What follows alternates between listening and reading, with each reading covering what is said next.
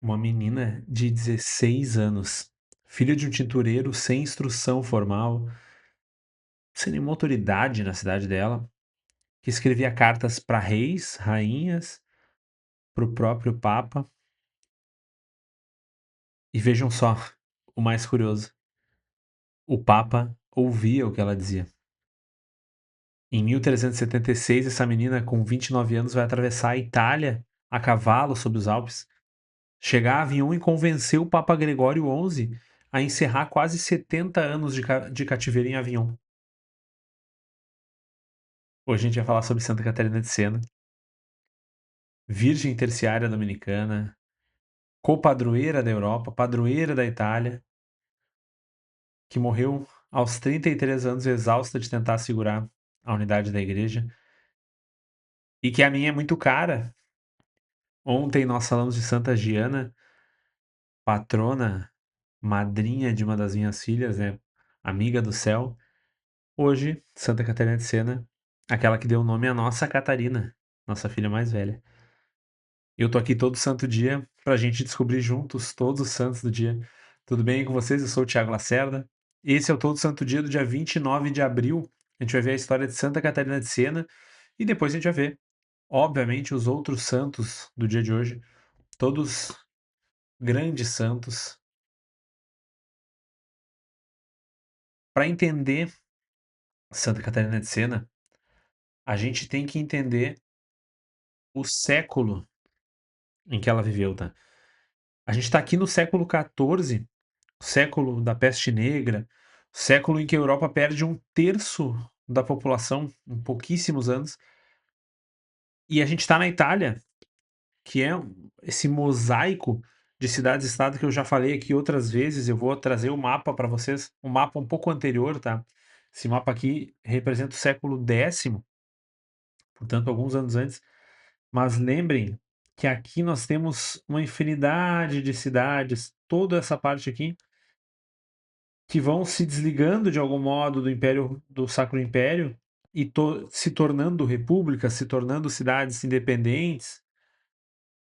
E Siena, que fica nessa região aqui, está exatamente no mesmo contexto que a gente está falando. Ela é uma das grandes cidades, é rival de Florença, vive de comércio, vive do banco. Santa Catarina nasce em 1347, em Siena, justamente no ano em que a peste negra começa a varrer o Mediterrâneo. Lembrem também, voltando aqui ao mapa, toda a costa do Mediterrâneo vai ser extremamente abatida pela peste negra, justamente porque é uma parte, né, onde existe toda a navegação, a comunicação, o transporte da época. Então, as cidades mais cosmopolitas estão ali. Os pais de Santa Catarina, Giacomo e Lapa, têm 25 filhos. 25. Você acha que família numerosa hoje, com 8, 10 filhos? 25 filhos. Santa Catarina é uma das últimas. A irmã gêmea dela morre logo no nascimento. E é uma casa muito católica, mas um lar muito ordinário, muito comum. Um lar de pessoas normais da época. Essa casa de Santa Catarina de Sena, inclusive, está de pé até hoje. É possível visitá-la, ver o santuário. E aqui a gente chega já na infância dela num detalhe que muda bastante a história. Se a gente vem falando, inclusive, de santos de vida mais ordinária nos últimos dias, aos 6 anos de idade, Santa Catarina tem uma visão. Ela está caminhando para casa com o irmão, e sobre a igreja de São Domingos, que fica em Siena, ela enxerga Cristo entronizado, vestido como o Papa, como o Sumo Pontífice, abençoando ela. E a partir desse dia, é como se a vida dela tivesse sido eh, selada, definida. Aos 7 anos, ela faz um voto privado de virgindade, sozinha em casa. Aos 12, quando a mãe começa a tratar de casamento, como era natural na época, ela resiste. A família se irrita, manda ela trabalhar como criada na própria casa para ver se ela cede. Inclusive, o livro, deixa eu ver se eu enxergo ele aqui. Esse. um bem aqui atrás, um desses vermelhinhos aqui, ó. Um livro bem antigo da MVC sobre Santa Catarina de Sena. A gente ganhou da nossa comadre, eh, da da Dinda da Catarina, madrinha da Catarina, quando logo que a gente convidou ela.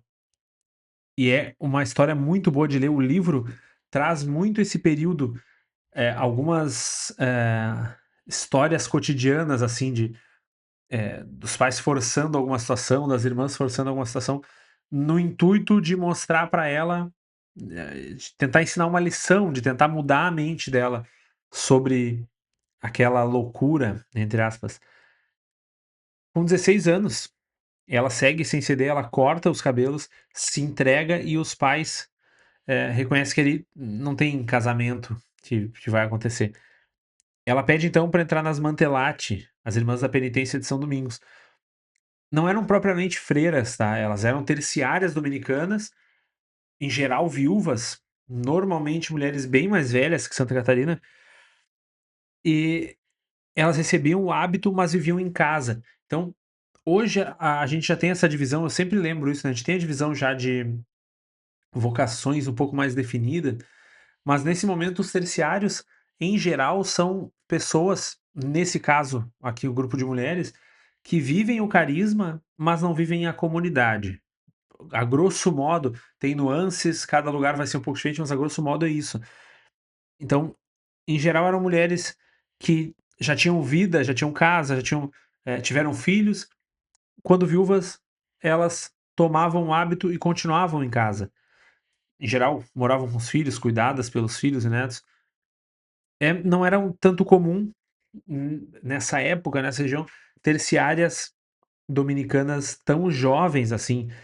Eh, Imagina, aos 16 anos, 17 anos, elas, então, hã, era quase como uma pastoral que a gente vê hoje. Claro que tem a questão do hábito, existem terciários ainda hoje, mas para a gente entender, de algum modo eram pessoas que viviam mais a igreja do que os demais, tá, e viviam, eh, visceralmente o seu carisma.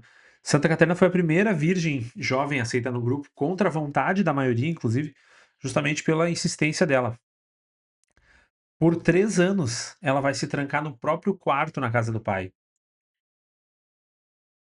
durante esse período. 3 anos de silêncio quase total, oração, jejum, uma espécie de vida eremítica dentro de casa.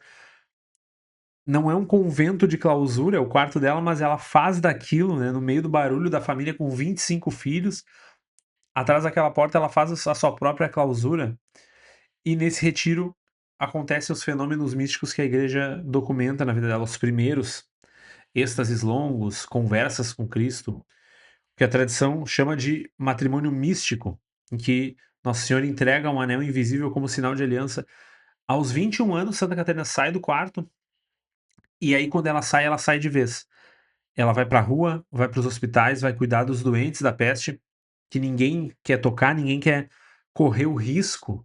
Ela vai cuidar dos leprosos, ela recolhe órfãos, reconcilia famílias inimigas, é algo muito comum na política da região, e começa a atrair em volta dela uma espécie de grupo de discípulos, de padres, leigos, nobres, camponeses, que vão chamar ela de mama, como se uma madre de fato religiosa.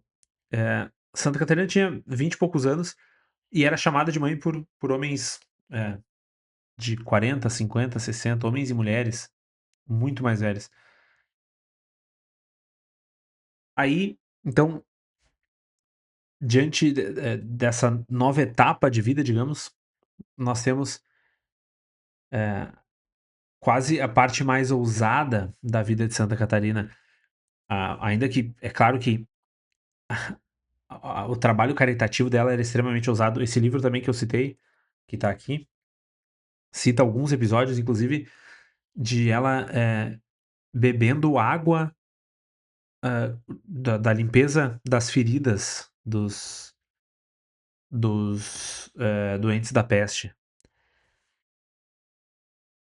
Então, passado esse momento, digamos, local de Santa Catarina, a gente vai ter, eh, uma nova expansão da missão. Santa Catarina não escrevia, tá, ela aprendeu a ler em algum momento, mais ou menos, mas ela não escrevia praticamente nada.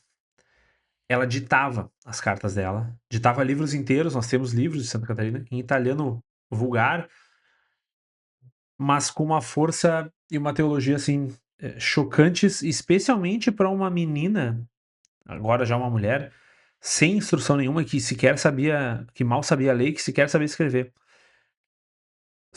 São, teologias, é uma teologia que impressiona até hoje, que certamente muitos de nós mal compreendem. Imaginem uma analfabeta funcional, praticamente, né, ditando de algum modo teologia mística, que vai ser estudada nas universidades ao longo de 5 séculos depois.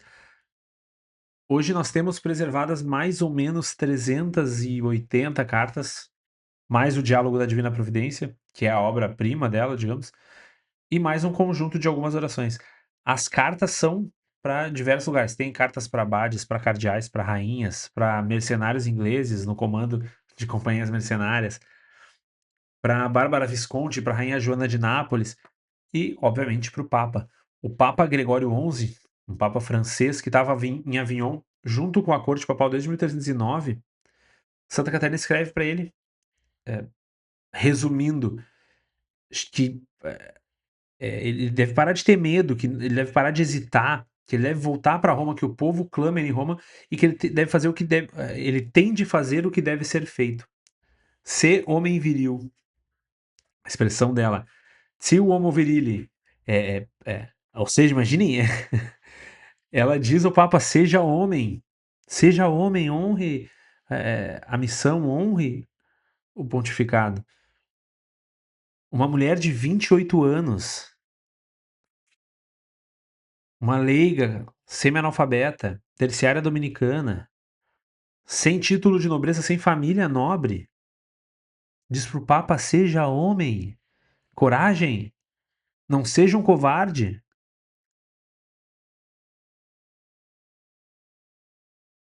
Ela escreve uma carta ditada em italiano popular e envia para a corte mais sofisticada da cristandade, a corte do Papa. Em 1376, Santa Catarina pega, tendo as cartas não ignoradas, mas porque existe o diálogo, mas não sendo efetivas, ela própria pega a estrada, monta no cavalo, atravessa os Alpes, vai até Avignon, fica 3 meses lá, e em janeiro de 1377 o Papa retorna para Roma. 70 anos de cativeiro de Avignon encerrados aí. Lembrando que nós temos ao longo do, do cativeiro de Avignon, e depois teremos o cisma ocidental, a gente vai ter muitos santos, inclusive do outro lado, porque são momentos difíceis de se ver. Santa Catarina, nesse caso, se permanece sempre no lado que se manteve católico, que se manteve com o Papa Romano. Santa Catarina, em 1375, é, em Pisa, vai receber os estigmas, mas preste atenção, ela pede ao Senhor que os estigmas sejam invisíveis aos olhos humanos, para não chamar atenção. Cristo concede isso. Quando Jesus, em uma visão, vai entregar os estigmas, ela implora para que eles não sejam visíveis, tá? E ela carregou os estigmas até o fim da vida, as dores, né? A fraqueza nas mãos, nos pés. E é muito curioso que os estigmas ficaram visíveis assim que ela morre, né? Os relatos das companheiras, das pessoas próximas, nos trazem que assim que Santa Catarina morre, imediatamente os estigmas se tornam visíveis.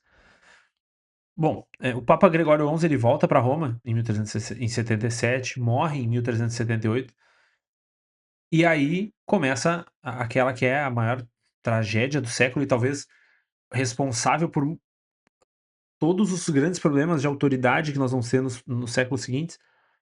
Os cardeais elegem Urbano VI, um italiano. Descontentes com ele, alguns se reúnem e elegem outro Papa, Clemente VII, que se instala em Avignon. Então a gente vai ter dois papas ao mesmo tempo. É óbvio que hoje, olhando para a história, a gente sabe quem é o Papa e o Antipapa. Naquele momento, foi o início do debate, não se sabia exatamente qual era a verdade da fé. Esse é o início do cisma do Ocidente, vai durar cerca de 40 anos. E Santa Catarina defende Urbano VI como legítimo, escreve, suplica, denuncia, vai para Roma a pedido do Papa. E ali em Roma, em janeiro de 1380, ela tem uma espécie de colapso místico. É um grande êxtase. Eh, Ela viu a barca da igreja descer sobre os ombros dela, esmagando, e ela oferece o próprio corpo a ser esmagado pela unidade da igreja.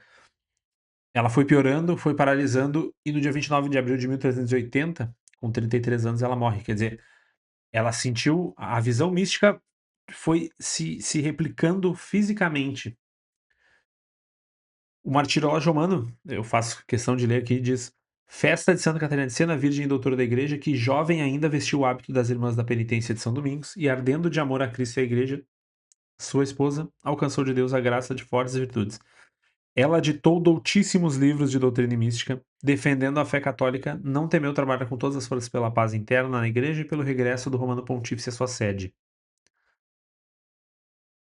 Um longo elogio para uma santa, aí inclusive para você, se tu é um católico desses que defende por aí, feminismo, que a igreja precisa ter mais espaço para as mulheres, que a igreja oprimiu as mulheres na Idade Média. Santa Catarina de Siena é uma santa da Idade Média, semi-analfabeta, que ditou regra, que convenceu papas, reis e rainhas. Ela pacificou diversas querelas entre as cidades-estados, não só italianas. Uma mulher que desde sempre recebeu a atenção da igreja, foi louvada e venerada pela igreja.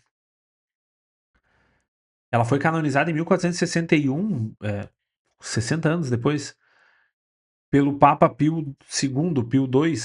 Em 1970, São Paulo VI proclamou ela doutora da igreja junto com Santa Teresa d'Ávila. São as duas primeiras mulheres a receberem o título de doutora. Em 99, São João Paulo II fez dela copadroeira da Europa. Imagina hoje, para ti, católico de 2026, Santa Catarina de Sena não tinha cargo, não tinha voto, não tinha ordem, não tinha doutorado, não tinha sequer o costume, não tinha a capacidade de escrever por conta própria. Ela tinha vida interior, ela tinha a vida de oração, ela tinha a vida ordinária dos seus afazeres, e porque ela tinha isso, quando o tempo dela chegou, ela foi capaz de fazer o que deveria ser feito, ela foi capaz de cumprir a missão. Deus deu a ela, ainda que ordinariamente, a gente pensando, claro, os estigmas são dons extraordinários, etc., mas essa capacidade de convencer, de conversar com papas, reis e rainhas, nos parece ordinário, mas pensando na origem dela, na formação dela, é extremamente extraordinário. Sempre bato. Eu sei, eu me passei hoje, a gente tá em 18 minutos de vídeo já. Mas Santa Catarina de Siena é uma santa assim, ó, de explodir a cabeça. É fantástica. Vamos para os próximos, tá? Antes disso, eu vou te pedir muito brevemente para tu apontar o teu celular para esse QR Code aqui ou ir no link da descrição para ser um colaborador do Hub Católico. Inclusive, bem importante, hoje, dia de Santa Catarina, é a primeira vez que esse vídeo aqui, todo santo dia, está saindo oficialmente no Hub Católico. A partir de agora, ele ainda vai sair em collab com a patrona, mas a casa do Todo Santo Dia é dentro do Hub Católico. Aqui, todos os dias às 7 da manhã, vocês vão ter esse vídeo. Assim como era na patrono, agora no Hub Católico. Deixa o teu like, a tua inscrição no canal, muito importante. Reza por todos esses projetos, por mim e pela minha família, por favor. E vamos aos santos. São poucos, tá? Eu vou ser breve porque são só 6 santos além de Santa Catarina de Siena. Nós temos São Torpes, por volta ali do ano de 65, ele morre. Um mártir de Pisa, na Etrúria, ali no norte da Itália. A tradição local o identifica como um oficial da corte de Nero, convertido secretamente e denunciado durante a perseguição do próprio imperador no rastro do incêndio de Roma. Eh, no caso, a tradução portuguesa é São Torpes, mas só para você saber de quem a gente tá falando de Saint-Tropez. Imagino que vocês conheçam o termo, tem uma cidade muito, uma cidade litorânea na França chamada Saint-Tropez, quer dizer, eu não sei se para vocês isso faz sentido, mas, tem muitos nomes de santos que são nomes em francês que vieram para cá traduzidos em francês, que a gente fala assim, eh, e que a gente não associa que são santos, tipo, Saint-Hilaire, Saint-Tropez. A gente acha que é o nome, é Saint-Tropez, é Saint-Hilaire. Aqui tem em Porto Alegre, na região metropolitana, tem um cemitério, eh, Santo Hilário, Saint-Hilaire, que inclusive é muito engraçado que as pessoas, os conhecidos, familiares, falam Chantilly também. Enfim, mas é Saint-Tropez, ou São Torpes na tradução, portuguesa. No segundo elogio, no terceiro elogio, perdão, São Tíquico, porque o primeiro é o destaque de Santa Catarina. Ali por volta do ano 80, um discípulo direto de São Paulo, ele é citado ali nos Atos dos Apóstolos, na carta aos Efésios, na carta aos Colossenses, nas cartas, a Timóteo e a Tito, sempre como um ministro fiel, um companheiro no serviço. Era ele, inclusive, que entregava as cartas de São Paulo nas comunidades de Éfeso e Colossos, por exemplo. E a tradição, especialmente da igreja, guardada pela igreja grega, coloca ele como bispo de Pafos, na ilha de Chipre, onde ele teria morrido no ano 80. Portanto, um santo que não só aparece no Evangelho, mas que vive ainda um período no Novo Testamento, mas que vive um período ainda da era apostólica ali, né?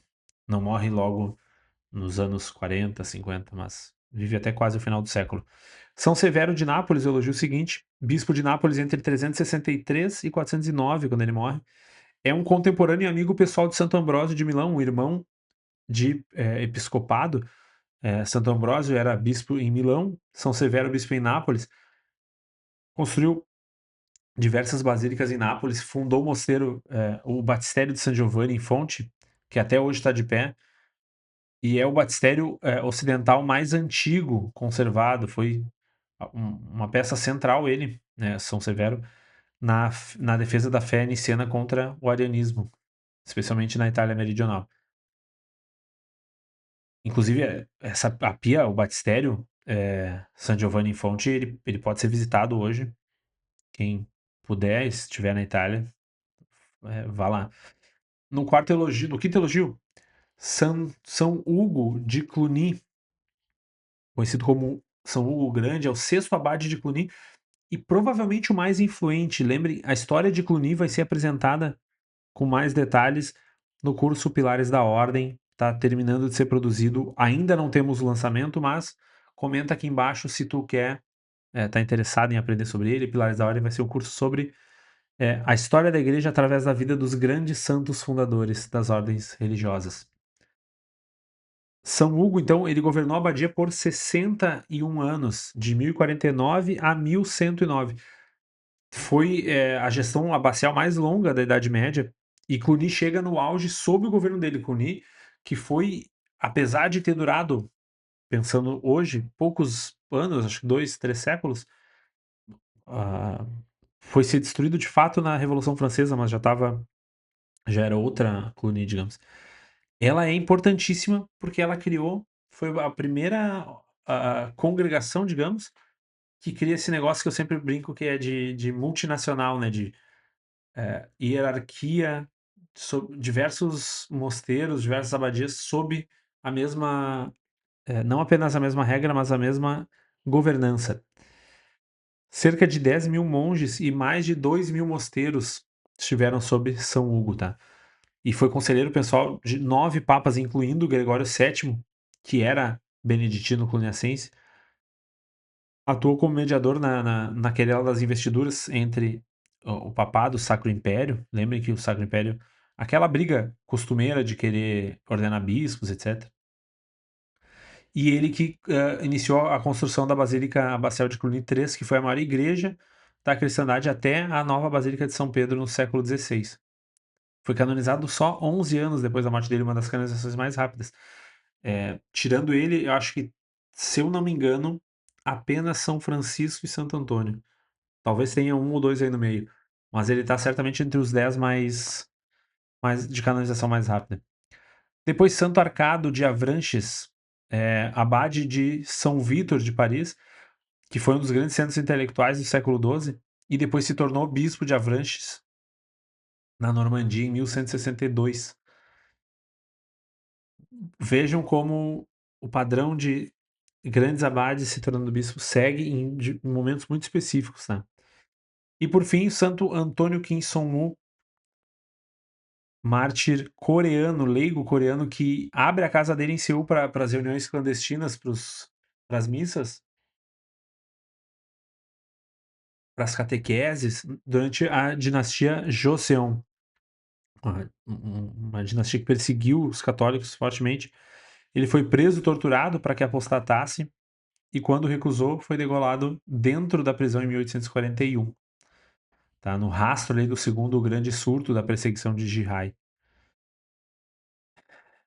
Ele faz parte do grupo de Santo André Kim Taigon, que é talvez o mais famoso mártir coreano e talvez o mais famoso mártir